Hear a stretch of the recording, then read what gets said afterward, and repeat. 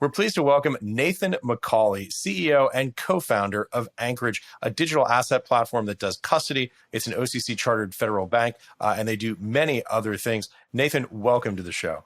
Great to be here, Ash. Thanks for having me. It's a pleasure to have you. This is your first time on. We've had your co-founder, Diogo Monica, also your general counsel, Georgia Quinn, to talk about regulatory issues. Before we jump in and get started, I gave a little thumbnail description of what you do at Anchorage. How do you think about your business? What are the business lines that you are involved in now? I know you've added some services since I last spoke with Diogo. Yeah, so we're like you mentioned, digital asset platform. We have an array of services that are there to serve institutional investors. So whether that's the baseline custody services we offer, where we hold assets securely within a national bank here in the U.S., to our trading services, allow people to do large OTC or block buys and sells, and then the lending platform as well that allows people to earn interest on their assets and borrow against their assets. All of those kind of dovetail nicely with the custody system that allows for staking and governance.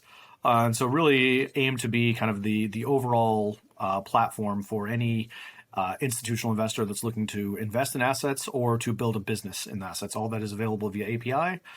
So people looking to build crypto businesses can build it on top of Anchorage infrastructure as well. Yeah. You guys are, I think it's fair to say, a large player in the space. Give us a sense of the scale of your business and how you interact with institutional players in the traditional financial services sphere. Sure. Yeah, it's a nice honor to be called a large player. It's certainly the case that we're seeing a lot of success in the market. A lot of people like the offering that we offer. So I guess broadly by the numbers, we have hundreds of clients solidly using the platform and interested in integrating. Billions in custody and growing very substantially, both in terms of number of assets and which assets that we add, and then kind of on an expansion level, continuing to see usage of our APIs grow, where people that are looking to hold assets with us are easily able to do that. They're able to buy, they're able to earn interest. But increasingly, we're seeing large financial institutions looking to build their crypto offerings on top of the Anchorage platform, whether that's custody, whether that's trading, whether that's lending, all of it being available via API so that people can build there. And on that, we're seeing interest from many of the large banks within the U.S. and globally, many of the large system integrators, say the banking cores. And then also the large global fintech companies looking to add offerings on top of the platform that we've provided. Yeah. So walk us through some of those relationships. Give us an understanding of what people from these shops approach you with, what are the challenges they have, and give us a sense of some of the people you're working with who you can talk about. Sure. Yeah. So right now we have probably 24 different large financial institutions in integration phase right now. And what ends up being very interesting about that is there's a comprehensive set of processes and procedures these large institutions need to go through in order to adopt crypto into their businesses.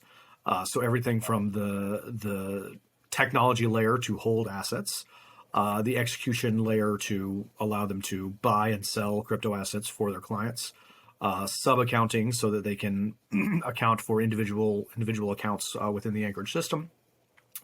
And then permissibility. What do you do about regulatory considerations? Are you allowed to do this? What are the assets that you can support? What are the KYC and AML procedures you need to integrate?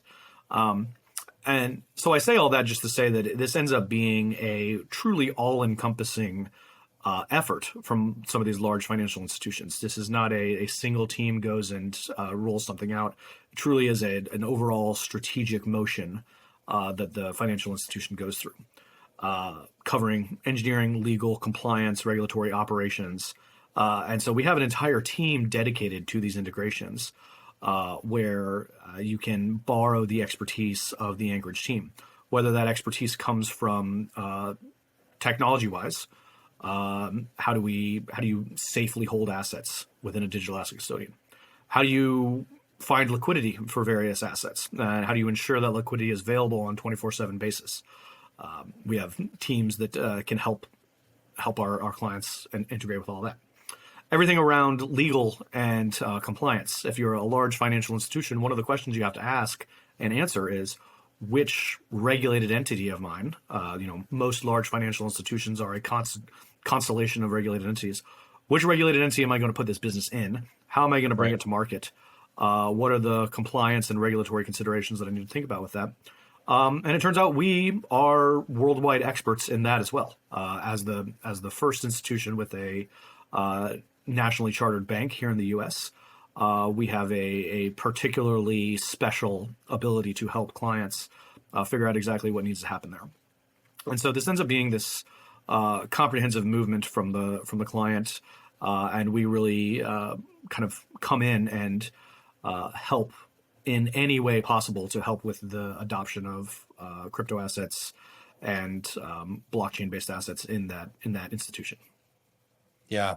To exactly that point, one of the things that we talk about a great deal on Real Vision is the move into crypto from institutional entities. It's obviously been a very big story in 2021 and 2020. Before that, it was a large story. Give us a sense. You guys are uniquely positioned because of what you do to have a sense of what's happening. Give us your take on what the current state of play is for regulated financial entities entering the crypto space. Yeah. So I'd say there are two ways to look at it, maybe two sides of the same coin. The first one is unambiguously every large financial institution is looking at this space right now. Every single one is developing strategy. Name any large Wall Street bank with millions or tens of millions of clients across the board. Every single one of them is developing a strategy right now. And is looking at how do they do that. Then the big question becomes the other side of that coin, which is when can something meaningful roll out? What is the first step? What is the second step? What is the crawl, walk, run strategy that they look at kind of across the board? And it's our expectation of them that several of these larger institutions will launch something very meaningful in 2022, and then the others will likely follow suit. You can probably imagine within even large regulated financial institutions, there are early movers and late movers, but everybody is a mover, and everybody is going to be adopting crypto and Web3 assets in some way, shape, or form. And that just covers kind of the kind of top of the market, the large financial institutions that are, from a technology perspective, able to own their own destiny. But you also see all of the community banks and the local banks within America and broadly looking at, okay, how do we make sure that we provide meaningful investment opportunities for our local clients, which is where we're really looking at integrating with the core banking providers. Core banking providers have a huge reach in terms of technology platform to reach America's thousands of financial institutions. And so we're looking at integration with them as a way to really bring crypto to the masses and allow everyone to have access to the investment in, say, Bitcoin, Ethereum, or other kinds of assets.